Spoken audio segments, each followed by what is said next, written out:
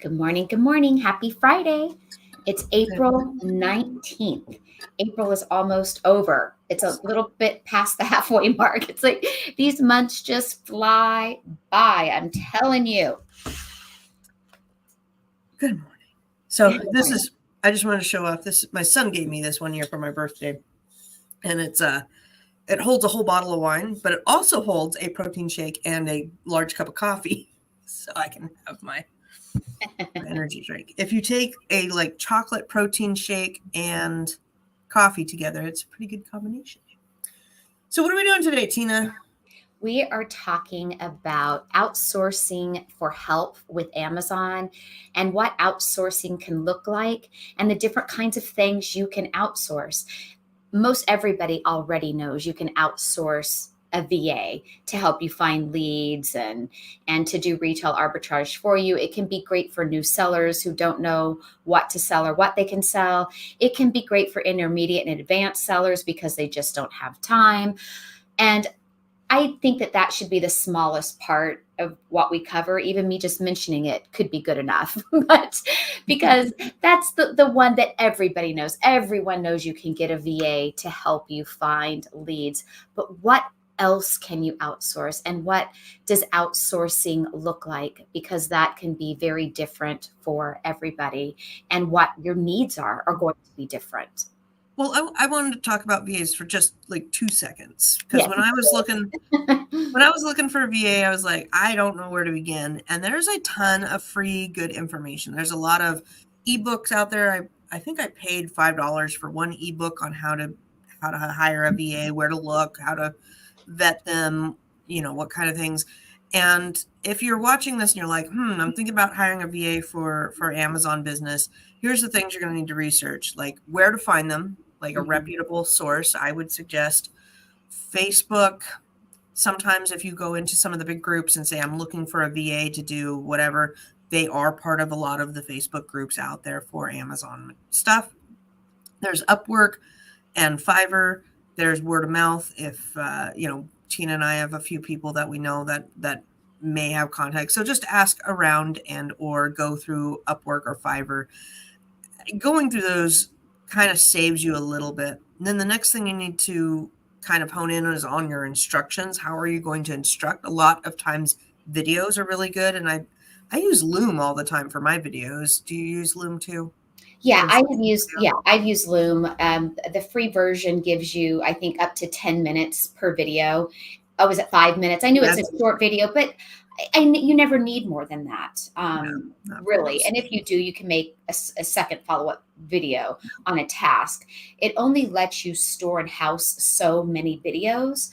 So if you're wanting to keep them as your steps and procedure videos for VAs in the future, you may want a paid Loom account just to keep your video instructions for them. You can also have a YouTube channel, as we do here, but not one that's for being published. You can make private videos here on YouTube, which give you a much longer recording time, and then it's only viewable by the person that you share it with. So that way you can use YouTube as a hosting mechanism for videos and give them the link to that video.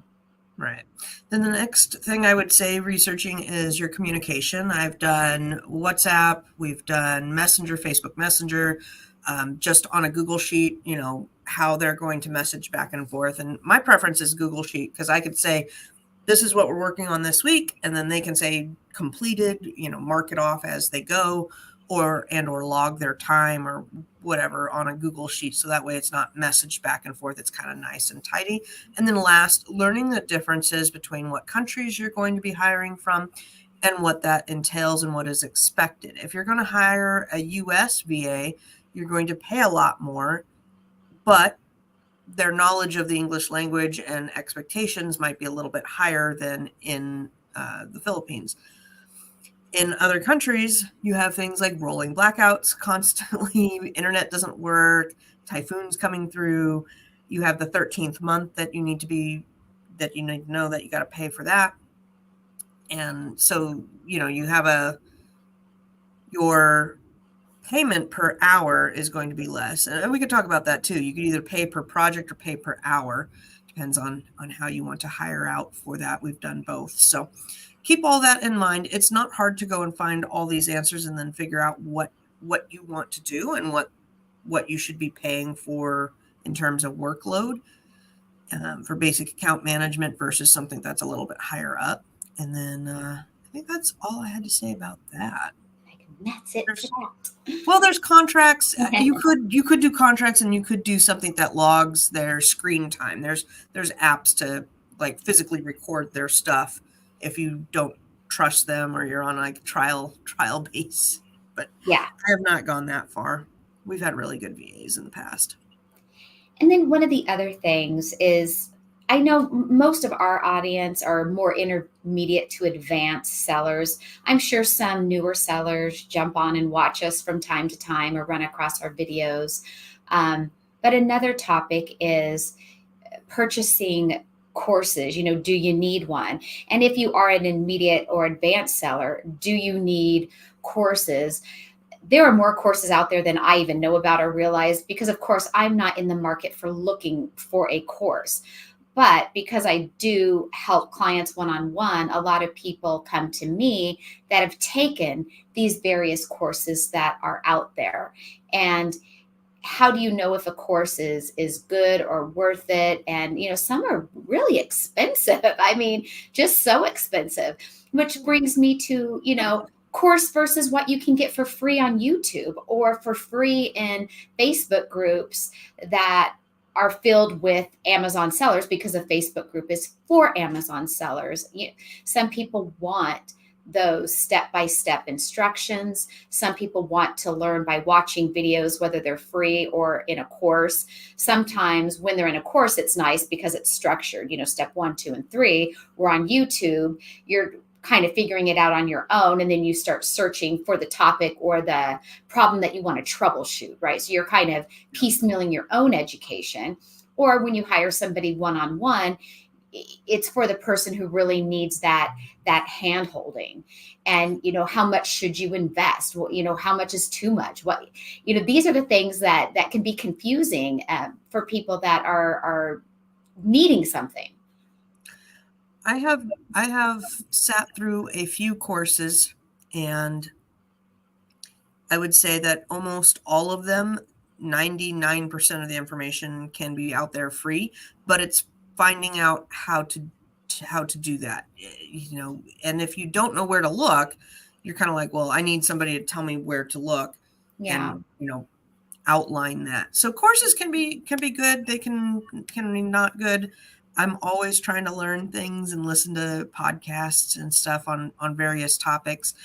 And it just depends on how you learn and how fast you want to go. So if you're going to be new to Amazon and you want to get up and going and you want all the information outlined, handed to you on a silver platter, that's great. I like to kind of ebb and flow and see where my learning takes me. And I don't mind doing it the hard way, because I learn better by trial and error. Yeah, by trial and error, by playing around with it, by actually doing it. So we tell our people in our bundle course all the time, or at least I do. I don't know if you do, Tina, but I said, just make a bundle, because you can make it and then delete it. You don't have to be committed to that, because people get so anxious. They're like, oh, I don't want to touch it. I don't want to mess up.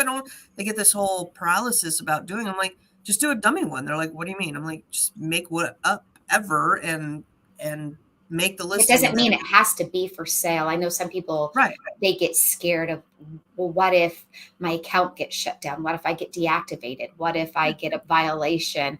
There's definitely a lot of fear among Amazon sellers to do things in their Amazon account. There's fear with Amazon sellers just doing retail arbitrage. This brand I've been selling forever now is filing IP complaints, and I've always been able to sell it. Now I have all of these complaints on my account.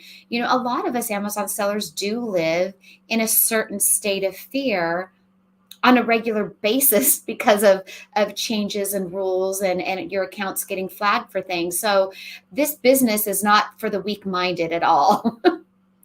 And it is good to network so that you have some places that you can ask and reference. And that's where Facebook groups is my go-to, because everybody is posting and they're very active here.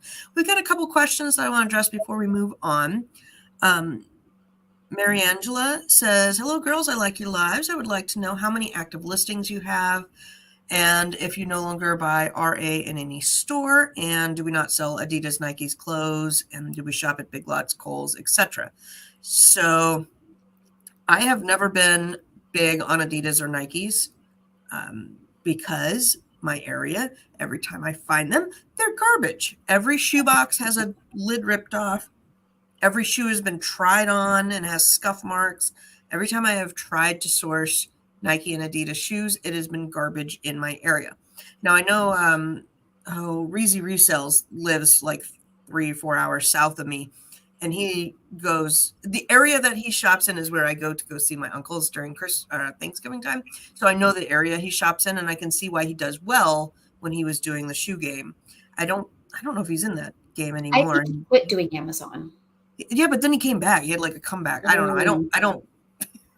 I don't follow any celebrities at all, but I do know that I have virtually met him, but I don't think he would remember me. Anyhow, my point is that you have to hone in on what your area has. And my area doesn't have shoes, so I can either sit here and whine about it. Oh, I don't have Nike. Or you find out what is good in your area and roll with that.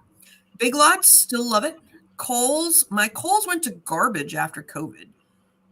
The bras, I tried Kohl's during Q4, and usually I loved their bra sale. They would go down to $11 to $14 per bra.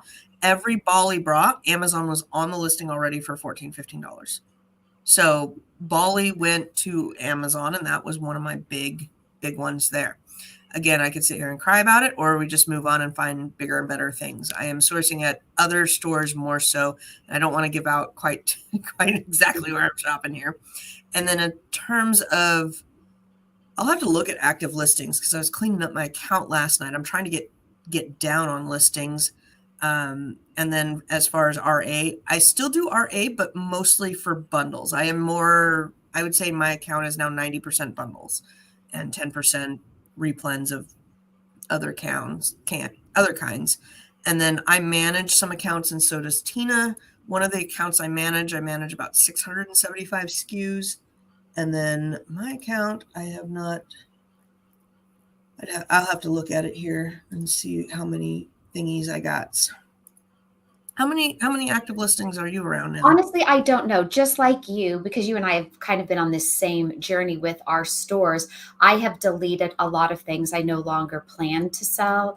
And I am mostly all private label, wholesale items, and very little retail arbitrage. But I do still have a healthy little mixture, maybe 20, 30% retail arbitrage, just because I still like to go out there and do that on occasion, but it's not the driving force of how I make my money on Amazon. My business, like many people over the years, has pivoted. I started off completely just shopping clearance, and and as I've learned and as I've grown and as I've morphed and what works for me and just what I like, it's always changing. But there's money out there wherever you're at and whatever you're looking at on Amazon. But like getting back on topic of outsourcing, if you outsource for account management, because you said you and I manage several accounts, I manage several accounts, or sometimes people hire me to do a job or some account cleanup. I have done things for people. And these are things that you could outsource. It doesn't mean you have to outsource me, but things that you can outsource. What I have personally done in people's accounts, I have created their listings for them, or we have just done video walkthroughs, like live, like Zoom calls like this, where they are sharing their screen and I walk them through. You put this here, you put that there, so they can learn how to do it rather than just have somebody do it for them. A lot of people want to learn how to do it. And I think for me personally, that's a better option. I have hired people to help me. In fact, as you know, I've taken bookkeeping lessons, right? And we'll touch Yes. upon that later. But I have had people help me or hire me, and it's empowering because I've walked through maybe one or two listings with them, and they've hired me maybe for 2 1-hour calls. And now they know how to make their own listings. So, I mean, it can be very empowering because now they don't need me anymore to make their listings. It was a short job, but it can take them now a long way. Other things I've done in people's accounts is they end up with a lot of suppressed listings. All of their bullet points disappear. And I'm talking about listings that are owned by that brand. So I might work for a brand, it's their listing, or a private label seller, and it's their listing. And now all of their bullet points are gone. And they need me to help troubleshoot and to make them active again. So I've done things like that for people. I've helped them create their listings. I have helped them with their account health dashboard where they don't understand why they have a suspected IP complaint, or they need to upload hazmat documents in order to get approval to send their item into FBA, or battery. Just yesterday, I had to do a form for a client who had had an item in their Amazon account for a long time, but then it finally got flagged for it having a battery in it. And you have to upload documents for having batteries in products. So these are some tasks that I can think about just quickly off the top of my head. They're definitely the most sought after, and advertising. That's a big one for me. I get a lot of people that reach out to me. I manage several accounts, just their advertising campaigns for them. Advertising campaigns for a lot of people are so confusing. And I have yet to have somebody hire me to help teach them how to do it. And people are just like, I just can't, they're just like, can you just do it? Right. And then there's 3 accounts that I just manage the whole back end. I just make sure that everything stays healthy. If they're getting flagged for something, I just put out that fire, no different than what I do for my own account. So those are some things that I do for people.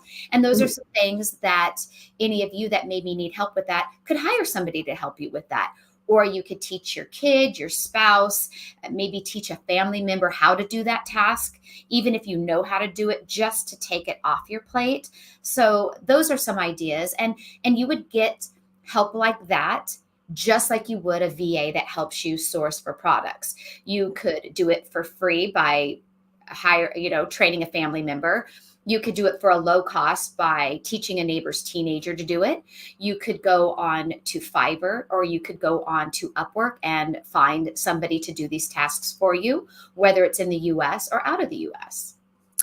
Yep. My first peoples that I hired was one of the gals. Her mother babysat my youngest when I was working, when she was like 2 years old, and her daughter and my son went to kindergarten together. So she just messaged me the other day. She's found a little screen, picture how it rolls through the feed of the kids out back when they were super young. And the daughter who worked for me, she messaged me on my birthday, which was very nice. So, having somebody that is maybe not a direct connection, but somebody that or a word of mouth, that's where I would go if you are looking to have somebody physically help you. And my experience with working with I've had 3 or 4 teenagers now in and out of the office packing. Most of them were pretty good. There was some issues with one particular.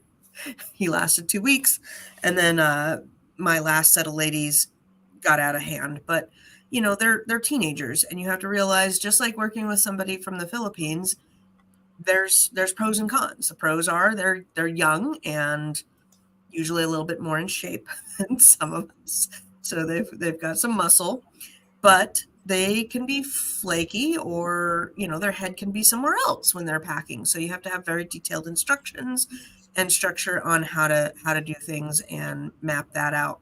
When I work with older adults, because I have had a few ladies that are just looking for a little bit of extra income, and that's who helps me now, is somebody who she bought Taylor Swift tickets. She needs to pay them off. Anyhow, funny story on that end. But when I work with adults, you need to treat them accordingly because they don't need quite as much hand holding and they usually need less instruction. And then there's paying them under the table and over the table and how you want to do that. All of my contractors are 1099. So I don't typically do under the table because I'm hiring for more long term than if you're just needing somebody help for the weekend, you know, give them $100 and call it a day. But if you want to hire somebody on a consistent basis, you need to do it appropriately. Okay, and I thought we'd address yeah, Nana's flipping here. That Nana's flipping. That's what my son always called my mom instead of grandma was Nana. Can you use Amazon shipping for hazmat fulfilled by merchant sales, or do you have to ship hazmat off of the Amazon platform like Pirate Ship? Yes, and that's like a whole, you cannot use Amazon shipping. And depending on which service you use, there's packing requirements, and depending what's in the box, there's packing requirements.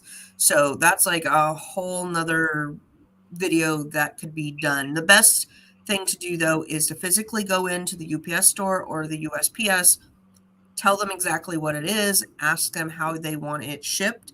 And they always give me the hotline. UPS has a hazmat hotline, so you can call them. They're pretty good. I think I have the phone number in my purse, but call them and say, I am shipping 2 cans of aerosol hairspray. How do I mark the box? What do I need to put on there? And they will let you know exactly if it needs the triangle, if it needs arrows, what it's going to be. And then, yes, you can buy your shipping through Pirate. I think I either do Pirate Ship or Sendle. And can't you still get those kind of stickers for free if you have a USPS, account where we can get free shipping supplies? I feel like I know for sure there are some stickers that you can get for free. I don't know if those are on their free sticker list. So if you have accounts, professional or business accounts, if you will, with FedEx and UPS, they have free shipping supplies. And the US Postal Office also has free shipping supplies. And among all 3 of them, there are various types of stickers.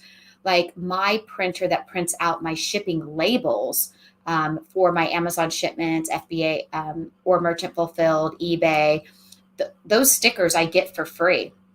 I can never remember if it's FedEx or UPS because I get some free supplies from both of them. But take a look also at the freebie supplies you can get. I print out the arrows on my 4x6 labels, but the diamonds, I bought the diamonds, and the diamonds have to be a particular size. I got dinged once because mine was a 1/4 inch too small. It has to be in proportion to the box. So that's what I'm saying. This is like a lengthy answer. So it's not, if it was easy and I could say, oh, do it this way, then totally would answer that. But it's kind of like, what's in the box, what's the size of the box, and then that you get your answer there. Yeah. So, and talking about outsourcing as well for creating listings, we do a bundles course where we teach people how to create listings. Some people aren't interested in creating listings, but maybe they did get interested in adding their own private label item into their Amazon seller account. That's how I got started on my first one. I was just doing regular retail arbitrage at Walmart and Target and Big Lots. And then I got into making bundle listings, but that first listing I didn't know how to do. And I took a course and it was reasonably priced. I personally have never spent more than $300 for a course. I know that there are many out there that are very, very expensive. But for me, I didn't. And I learned how to create my own listings. Maybe you're somebody who just wants to create a listing. You're not looking to get into creating listings, say at my scale. You can hire someone to make that listing, or maybe you just want better photos. Maybe you already know how to make your listing and that's great, but you feel you really lack the skill on getting really great photos for your listing. That's something you can outsource. You can try to use Canva. That's what I use to make photos. I have the Canva Pro member plan, the paid version, but there is a free version. You can try to do your own photos, but if you feel like you just suck at it, there's lots of affordable people on Fiverr that will do your product images for you. That and there's a lot of YouTube videos on how to arrange arrange things and how the mind works. And I love learning about that, because you know how home decor and people that do home remodeling and things dive into this a lot. And Vegas is very well known for this, on how they design their casinos based on what people as a species like to see and like to. So I've gotten better at placing things strategically to make it more appealing to the human eye. But there's courses on that as well that you can go do. I did want to address Mary Angela real quick. Like I said, about 90% of my inventory is bundles. I flux between 300 to 500 in my account, but I don't know why you're asking. So that is where I want to tie this into. When you are watching other people or looking at other people or taking other people's advice or whatnot, I feel like sometimes, especially in our community, if I see somebody that's like, I guess where I'm going with this is, some people view certain things as like, oh my God, that's awesome. Whereas I kind of take it as the opposite. If I ever see somebody selling a course and they're sitting on the Lamborghini in front of a huge condo and they're like, oh my God, follow me because I make so much money.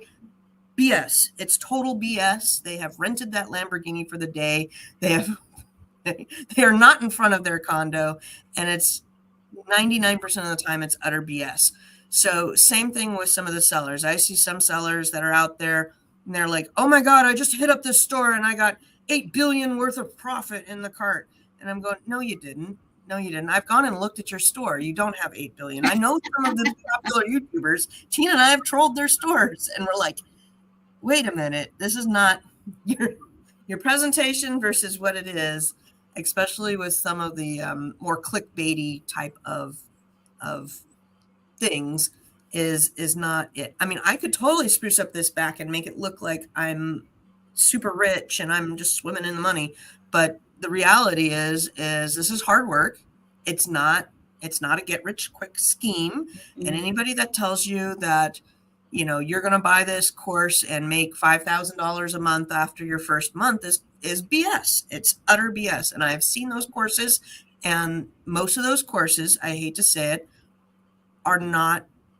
I was underwhelmed by the information provided, by how it was provided. And I'm not saying they were totally bad, but they understate how much work goes into finding profitable items and or wholesale connections that you're going to have to put down. We get hit up on Fiverr all the time. You know, hey, I just want to hire you, and my favorite one was, I need you just to find me a few items that will make me $5,000 a month. And, you know, can I pay you like $60 to do it? You know what? No. What world do you live in? Where do you live in? I could find for $60 worth of labor, $5,000. Do you think I would be talking to you? No, I'd be chilling at the beach house with my Lamborghini. No, it's not to say that it can't ever be done, but just like if you outsource something, be realistic. My people that pack for me are not going to pack as good as me, as fast as me, and care about my product as much as me. That's the reality of it. Don't expect them to. Don't expect your VA in the Philippines that you're paying, you know, $8 an hour for, or $5 an hour for, to care and to provide quality work. It's just, yeah. And I think most of us that do this for a living, there's a difference of when you're working full time and doing this versus when you do this for a living. Yeah. So I do this for a living. And some people might say, well, you must not be good enough at it if you're also teaching, because I see that a lot, like those that can't do teach, which, is not true in my case. My husband and I solely live off of our reselling. It's what we do from home. However, because it's me and him at home doing it, I do have some spare time. So I do coach and help people one-on-one. However, in the scheme of it all, I do that very part-time. So I consider me doing that like my part-time job. And I do it because I love to help people. It Mhm. makes me feel good when they are so grateful, like, oh my God, thank you so much for helping me, because I know I helped them get over a hurdle.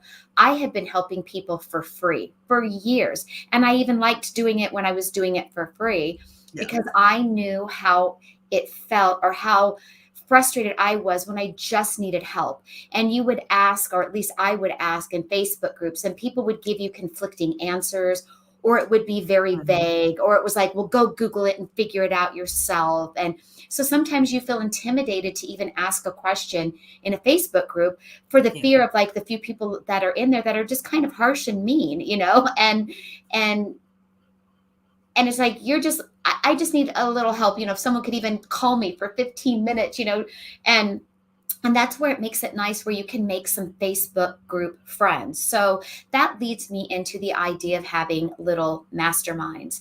So when you are in a position where you wish you could just have a little hand holding to help you solve a problem that you've already Googled it, right? I've already Googled it. I've already looked all over YouTube for the answer. That's why I'm asking here on Facebook, because I've already searched and I just can't figure out my issue, right? And so Mhm. that's where it is nice to hire somebody that knows that answer, that can just help you get over it, because it will save you a day's worth of internet searching and trying to problem. So I would rather pay somebody $50 to help me do a thing that I've already wasted 10 hours of my life on and can't figure it out.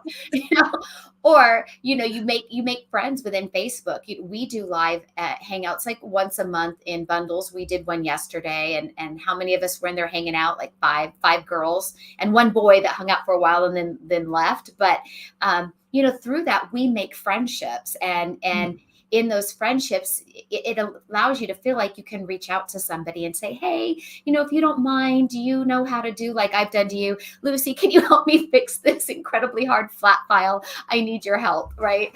I'm not great at flat files. I'm okay at basic flat files. But when an issue is very complicated, Lucy is just much better at it than me. She really spent a lot of time last year figuring it out. I mean, she was on a path of I'm going to figure this out. I don't know how many hours you spent on the phone with Seller Central there, because I remember Mhm. there'd be days you'd call me. I was on the phone with Seller Central today for like 5 hours, but I know how to do this now. I mean, and you were just like, thank God. But I mean, you put in the time and the effort to learn that. I didn't. And so now when I've needed help, I reach out to you, because you've gotten so great at flat files. We all have our strengths and weaknesses Mhm. here, and that's what I love about the reselling area is if you love RA, do RA. If you love OA, do OA. If you love whatever you love doing, you can do. And when you're looking at outsource the stuff that either you don't like doing or you don't know how to do. I outsourced my bookkeeping. I've That's been outsourced because I grew to a point where I was like, I hate bookkeeping. I don't want to do it. I don't know about it. I don't want to know about it. And then I had a CPA for a long time. I did some courses at the local college here to learn more about that. And now I have a different set of bookkeepers because I still, even though I probably could do it, I don't like doing it. It's not Yeah. my forte. I will totally procrastinate and not do it. We outsourced grocery delivery in the last year. My husband blew out his knee last April, and I absolutely don't like going to the grocery store. We had some major arguments about the grocery store, basically like Costco versus the cheap grocery store versus the more expensive, but the Safeways of the world. And I said, I really don't want to spend the time and energy I like to on save grocery our shopping. marriage. We are outsourcing grocery.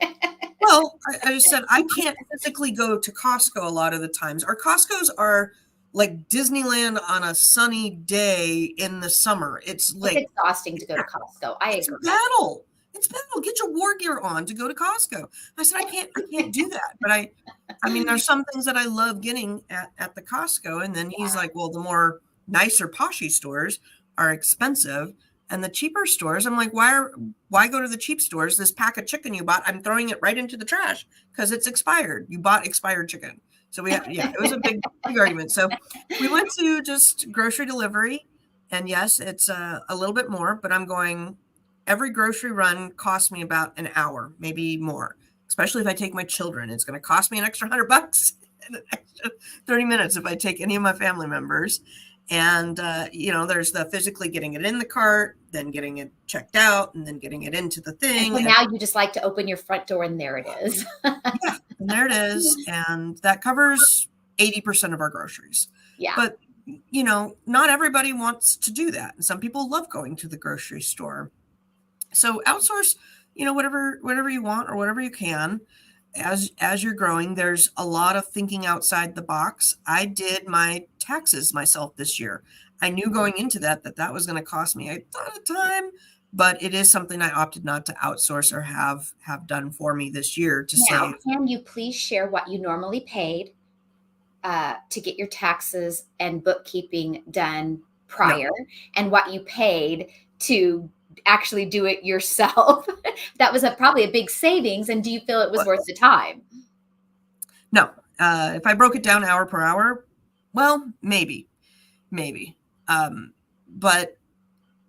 there was a lot of learning. And I think the education is something that you're going to have to work into your business. And so we can talk about that.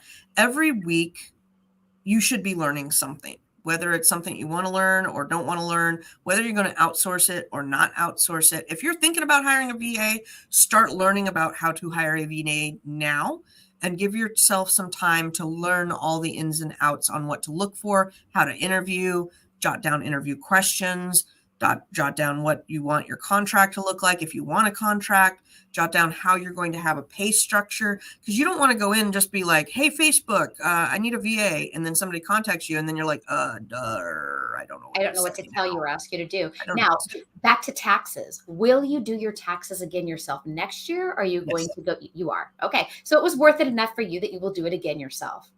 Yes, I will do it again myself.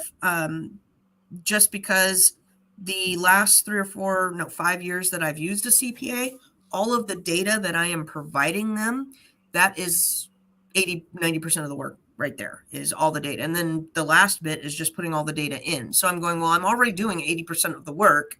The rest 20%, that's what I needed to learn how to do and get filed correctly in the right spots for taxes. And it's a once a year type thing. And it's something that I can work on my own pace and whatnot. Yeah. Now, I wanted to learn to do my own bookkeeping, and like you, I don't procrastinate on bookkeeping. And I think it's because I always liked money and I like money. When I was a teen, it really started back when I was a kid, honestly. And it's so funny because I hate math. So I love bookkeeping and money and numbers that equate, that are around money, but I hate mathing. So it's like, how can I love one and hate the other when it's all in numbers? But it is what it is. When I was in elementary school, and I think I've told this story before, but this is truly that moment for me. When I was in the 5th grade, our teacher, and again, we're talking in the 70s, right? Because when I was a kid, it was the 70s. So for those watching that are younger, this wouldn't be a thing for you, but we got allowance. And my 5th grade teacher did the math on the board. All of us kids raised our hand when he asked us, what did we get every week for allowance? And he did the math on the board. He was a big proponent of math and that you need to know math going into middle school. And so he took math and made it about money. And so he did the math of what our allowance would be times how many weeks we would be in school and how many dollars we would have at the end of the school year if we had saved our allowance. And for me, when I thought I'm going to be a freaking millionaire. I thought I was going to go to Toys R Us and buy every toy they had. I mean, to me, that seemed like so much money to my 5th grader, mind. And so he said, if your parents have a coffee can at home, and back then everyone would buy coffee cans with these plastic lids on top. That's how coffee came at the grocery store. Folders. You save those tin cans for everything. Everything. Everything. So he says, you bring a tin can in school and you put your name on it. And every week you're going to bring your allowance to class, which also would not be allowed in today's schools. And you're going to put it in the can. And at the end of the school year, you're going to leave with $100,000,000. I mean, that's what it seemed like. Did you do it? I did and I didn't. So I did not bring the can into class because I also liked to go to 7-Eleven on the weekends and buy Yep. candy. Back when candy had that bottom row and everything was like the 10 cents and the quarter, and you could get the Jolly Rancher. So I liked They buying had the candy. arcade games. You played Street Fighter at the friggin' 7-Eleven. At 7-Eleven, you played video games. So I was afraid that I wouldn't be able to have my money if I wanted to get to do that. So I did do it, but I did it myself at home in a shoebox under the bed.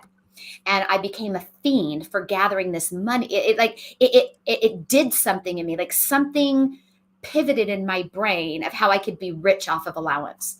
So I saved up my money. My mom saw me counting on my money one day. She comes in the room. Now, I was an only child, so I didn't have brothers and sisters to jack with my stuff.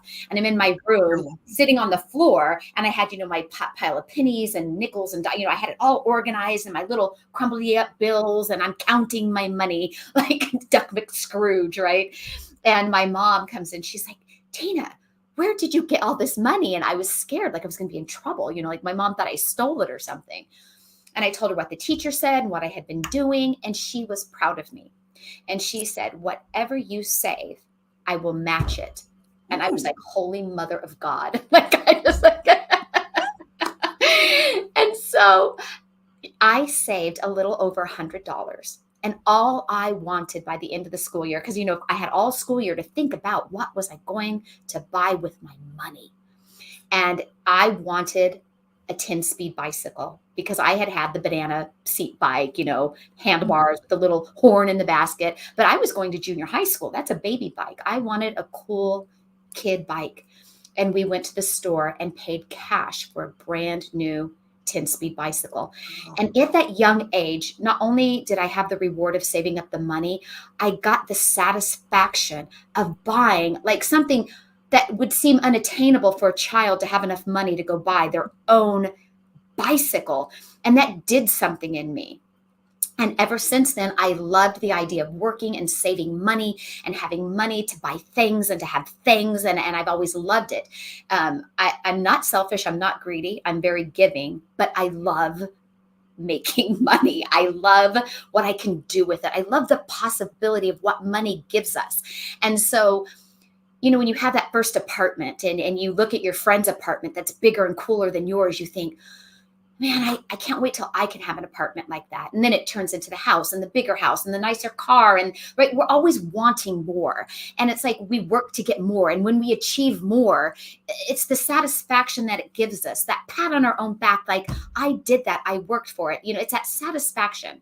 So with that being said, I like doing my books. I like managing my money. I've always been self-employed. I always did hair for a living. I owned my own hair salons. I've always had to do my books. It's how I knew what my business healthometer was. So I think that's why I'm still very disciplined. I do my money every Friday, Finance Friday, still do it like clockwork. So adding in doing my own bookkeeping for Amazon only makes sense for me. Doing your business books for Amazon is very different from your house finances, from other business finances. It's a beast of its own. And I've always enjoyed learning it because it's hard. It's confusing. I don't get it.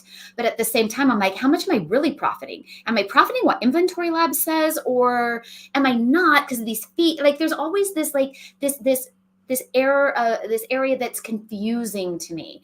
So I put it on my list this year that I was hiring somebody to truly teach me to do my own books. And now that I'm doing it, it's not hard. And I'm just like, I can't believe I have been so scared to hire somebody to teach me how to do this thing that I was intimidated of. And now I'm doing it, and I feel it's empowering, to learn a skill that intimidates you, that you're afraid of, and you learn how to do it. It is empowering. I might have to do the same thing because get very inspired by what you've been learning. So maybe I'll hire the same person. I had different experience growing up. I did not have a whole lot around money. My dad was very much of the older school mentality of you don't need to know this. You don't need to learn to balance a checkbook, or don't worry about money. Don't worry about the cost.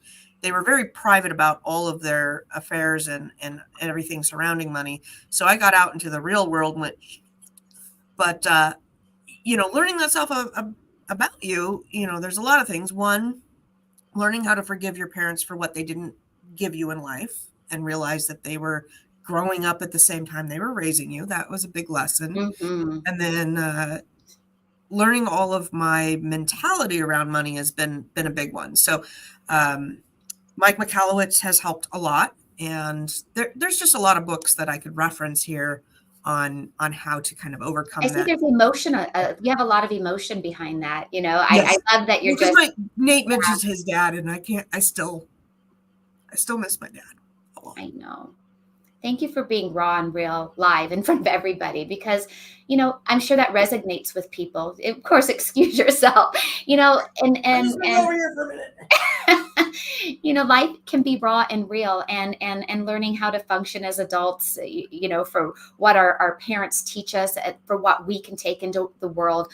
A lot of times our parents don't teach us how to be successful or how to manage our money that we get from the job that we've gone to college for, or trade school for, that we just went out and got a job, and just all of the things from our childhood dictates how our adult life can turn out. And these are the parts of Amazon that tie into our real life, and with the money aspect of it. And I've said this time and time again on our show, nobody talks about the money of Amazon. How do I grow? Do I get in debt for it a little bit? Is that okay to a little bit? Will I get in the hole? How do I get out? Just all the finances around Amazon. Am I really profiting? People buy stuff, they scan it with the scanner. Oh, it's 20% profit. Yeah, I'll take it. But they don't know that when they didn't sell it, that they paid all of these storage fees, that it was at Amazon too long, that when they finally sold it, they really didn't make 20% profit, that in fact they lost money. And so I think knowing the finances of our Amazon business is one of the most challenging parts of our Amazon business. Sure. And I think that should resonate with all of you that are watching. And for those that it doesn't, you lie, or you're just really a great person at understanding Amazon bookkeeping and Amazon finances. I didn't want this one to go too far up, but on Seller Amp, for example, max cost is negative $1. That means don't buy it. It means you're not going to make any money off of it. That's what that makes. It means negative $1. Yeah, that definitely needs to be addressed. Do we have any experts for reinstating a person in my team? No, but Hewitt Law has been awesome. Casey, I've gone to her several times over the last, 8 years. Her husband writes POAs and has that expertise. Call them. They will do a consultation with you and let you know what needs to be done. It's hard to say. I mean, that's a huge conversation that sometimes is really easy and sometimes it's like impossible. I watched those types of questions a lot on the threads. And if you are needing reinstatement, that is not something that you go and try to do freebie on your own. That is, I'm sorry, you're going to have to cough up a couple $100, if not more. Jeff Stick is also a good one. I haven't used him, so I don't. Is that the name? I think so, but it's always fun. To me, it sounds like a comedian, the word shtick.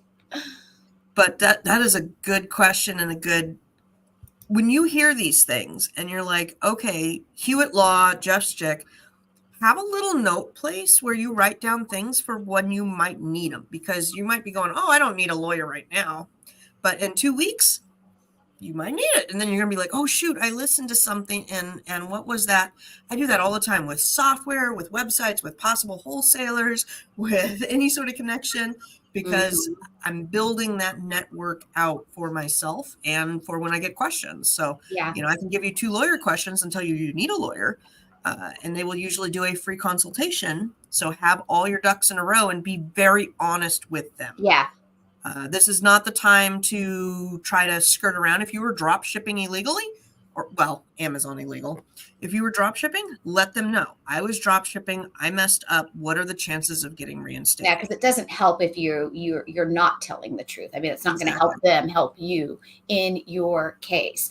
One of the last topics that I thought of for outsourcing, because it's something I've considered outsourcing, and I'm curious if anyone watching has ever tried to outsource for this, is influencers. So, of course, I do have a lot of my own private label things, and I don't have the time or desire to do like TikTok videos. I'm terrible about TikTok and Instagram, and I really like Discord too. I follow some rooms in Discord, but I don't know how to do them. Like, I don't know how to set up a Discord room, and I just don't get it. I have one, I just don't know how to figure it out. And there's a lot of really great stuff in there. TikTok, I will scroll through TikTok or Instagram from time to time and look at the videos on there, and I see the appeal to it. I've learned finally how to save videos in both TikTok, because I'll see like these recipes and I think, oh, I want to make that, and then I can't find it again, and I finally figured out how you can save it so you don't lose it. So because I just don't spend enough time in there on those platforms to figure them out. Not because I don't like them, but I don't have time. I am working all the time. I'm working on my Amazon business all the time. And if I'm not working on mine, I'm helping others in their accounts and helping them. If I had free time, I would probably love to play around with TikTok and Instagram. I just don't know that I have the personality type for saying, oh, and buy this and that, how they do on TikTok that we love to follow. I just don't know if that's me. And so I've considered, putting out feelers for how much does it cost and what does it take to hire an influencer to send them your product for free and to get them talking about it, to make it viral or semi-viral, that it helps you make sales. So I'm curious if anyone has tried that. I have. Yeah? I have. It was a terrible experience. Oh no. Well, I was like, well, let me see what it's about, because I wanted to know the process. Like, how do I do this? Sometimes I just do stuff to do it. Yeah. I will build listings just to build them. I will make accounts just to make it. I will get on the phone with Seller Central and ask them questions just to ask them questions and see how the cogs work. I am that. Today, I was watching a video on how to beef up pivot tables to have your graphs, your things displayed better. That is the type of person I am. I am always learning something. Me too. Something. And this pivot table one, I'm going to send to you and Casey, because it's amazing. I'm halfway through this video and I was like, holy smoke. Very cool information. I can put it in the chat too. Anyhow, this lady wanted, basically, I send her a product and she was going to, again, the contract, send me a product and I promise to do X amount of posts, videos, tweets on what platforms and how many like subs they have, how many views or whatever, subscribers or whatnot they had.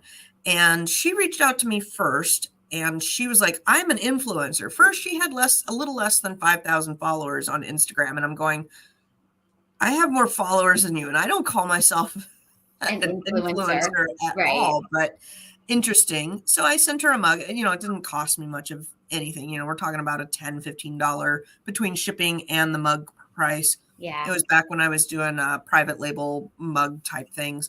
And she did very good work. It resulted in 0 sales. I don't know if that's because my product was crappy or her video, like she's not going out to very many people, but it was a pleasant exchange. And I would use her again if she has more followers, but it's an interesting notion as we do more private label bundles and we're looking for other ways, especially if you are doing something that is not allowed to advertise on Amazon, particularly was it sexual wellness, tobacco products, any of those things you cannot advertise. So you if it has like cuss word on it, it can get flagged. Mm-hmm. But I don't know if those two categories are okay over. I don't watch that stuff over on TikTok, so I wouldn't know. But yeah, it's interesting to see all of the stuff. And then the bill in Congress right now. My son and I have had the big debate on TikTok, and he's like, I don't understand what the problem is. The problem is that it's owned by China, and China will spy on you. And they're like, well, he says he doesn't. My son is like, well, they said they didn't in the if you watch the interview with the main guy from TikTok in Congress, very interesting video. I would highly recommend everybody to watch that. And basically, China can go to a company and say, give me all your information, and then say, you didn't give me all your information. Yeah. And that is allowed. That is how China operates. So, whichever way you fall on the TikTok thing, I feel that TikTok or TikTok related, whatever those quick videos are here to stay. So we probably ought to get with the times, Tina. But yes. And Eminem says some influencers will do it for free just to get a free product. And she asks, are you familiar with Amazon Creator Connections program? No, I'm familiar with Vine. What's the Creator Connections? Yeah, I'm familiar with Vine too, but I've never heard of Amazon Creator Connections unless that is part of Vine. And then she asks you if you have used Notion. I don't use Notion. I use Trello and I use Todoist. And I think Notion was complementary to one of those two, and that I went with. I absolutely love Trello. Trying to get my kids to use it more, but love Trello. Todoist is okay. I don't use Todoist as extensively as one could. I typically stay in my Trello board. My Trello board is something that I would be lost if I missed. For sure. And I've got nothing else for today. And so for those of you that joined us today, thank you so much for hanging out with us. I know this was a little bit different of a show, but definitely reach out in the groups for those of you that maybe want to create your own little mastermind or your own friendships outside of Amazon, about Amazon. I mean, essentially that's what Lucy and I did and how we met one another. And I have other Amazon friends too that I knew before Lucy. They just weren't on YouTube, right? So I'm continually making friends through Amazon. And it is nice to have those people to reach out to from time to time. Or maybe you're going to be in their city. Like when I recently went to New Jersey and I was like, hey, is anybody in this area? I thought if I had had time, it would have been fun to have a meetup. And the Amazon world can get lonely sometimes. And sometimes our family members don't want to hear it. They don't want to hear you talk about Amazon. So sometimes it's nice to have people you can talk about Amazon with. Yes. Well, and my family, they like to hear, like, okay, so there was one hot topic. I love the topics. Thank you, Sherry and Heather and Millennial Mom. I'm looking into the connections right now. Interesting thing. But okay, so like my friend, there was a hot toy and my friend's mother went into the hospital down in Portland. So I drove down to Portland, and on the way to Portland during Q4, I stopped at every store and I grabbed this one item, and her mother in the hospital was like, well, what do you sell them for? Well, how many did you sell? So it was fun. I pulled all of that and sent it to her mother after the fact. But that's what my friends and stuff like to know, is like, well, what are you selling? How much do you sell it for? What kind of stuff are you finding? What kind of deals and cool things do you sell? But like with Tina and I, it's more of, holy smokes, have you seen the new interface for this? And the dashboard changed. And how do you do a flat file? And what about this Adidas lockdown? And those are all the topics that family, they're like, what? They're lost. Right over the head. Yeah. What are you doing today? What's going on? What's on your list today? Well, I'm doing one more lesson with the person with my bookkeeping. I pretty much can do it all myself. I just have a couple little last questions that I need to resolve. So we're going to go over that today. And I think the last time I met with him was a couple weeks ago, because I don't need it every week like I did in this start. So I'm doing that today. I'm working with a client today. And then my own books, I always work on numbers on Friday. I look at what do I need to reorder, what's in stock, how many did I sell, what do I need to replenish. That goes along with my bookkeeping, so I'm always looking at that stuff. So aside from doing my personal finances, I make sure that everything is reconciled in um, my Amazon bookkeeping account. And then I go through Inventory Lab and look at sales. What do I have on hand? What do I need to reorder? And right now, I think I've got like 8 listings I need to create. I won't do that today. I won't have time for that. But I do have now a pile of stuff that's starting to build up that it's like, you're not going to be able to ship this stuff out if you don't make the listing. I've got 7, 8 listings to make today, but that's won't take very long. But I'm packing out. I think graduation. I'm all about graduating today. Graduation. To me, Mother's Day is done. And then I actually was looking at Halloween last night. Can you believe it? Yes, I can believe it. It's not even hot out here yet. And I'm already looking at Halloween. All right. Well, thank you all for watching us today. I hope you guys have a great weekend and go look at your inventory and what you need to replenish. Yep. All right.